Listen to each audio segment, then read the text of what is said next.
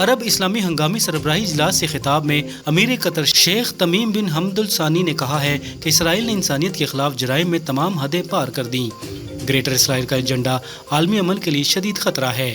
قطر کے دارالحکومت دوحہ میں عرب اسلامی ہنگامی سربراہی اجلاس میں وزیر اعظم شہباز شریف، سعودی ولی عہد محمد بن سلمان سمیت کئی ممالک کے سربراہان شریک ہیں۔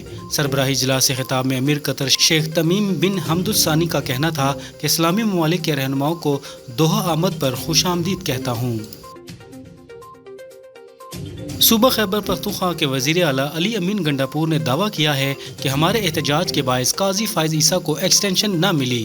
4 اکتوبر کے احتجاج کے نتیجے میں یہ ٹارگٹ حاصل کیا اور عمران خان نے یہ ٹارگٹ دیا تھا۔ راولپنڈی میں میڈیا سے گفتگو میں علی امین گنڈاپور کا کہنا تھا کہ کابینہ کا اجلاس یہاں نہیں کریں گے، اس طرح اجلاس نہیں ہوتے۔ پنجاب حکومت کے بس میں کچھ نہیں، وہ صرف راستہ روک سکتے ہیں۔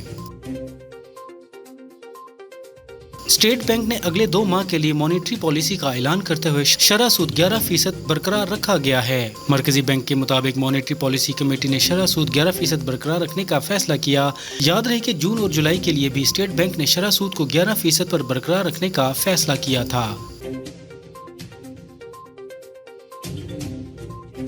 پاکستان نے بھارت کے خلاف میچ میں اپنائے جانے والے رویے پر سخت ایکشن لیتے ہوئے ریفری تبدیل نہ کرنے کی صورت میں ایشیا کپ کے مزید میچز نہ کھیلنے کا فیصلہ کیا ہے۔ ذرائع کے مطابق پی سی بی نے آئی سی سی کو واضح کر دیا ہے کہ میچ ریفری تبدیل نہ کیا گیا تو پاکستان ایشیا کپ میں مزید کوئی میچ نہیں کھیلے گا۔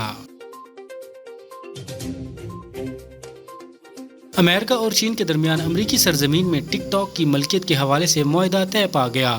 یہ دعویٰ امریکی تجارتی سفیر جیمسن گریئر نے اسپین کے شہر میڈرڈ میں چینی نمائندوں سے مذاکرات کے بعد کیا۔ امریکی وزیر خزانہ اسکاٹ بیسنٹ نے اس موقع پر صحافیوں سے بات کرتے ہوئے بتایا کہ دونوں ممالک کے درمیان امریکہ کے کنٹرول میں ٹک ٹاک کی ملکیت کے حوالے سے ایک فریم ورک طے پا گیا ہے۔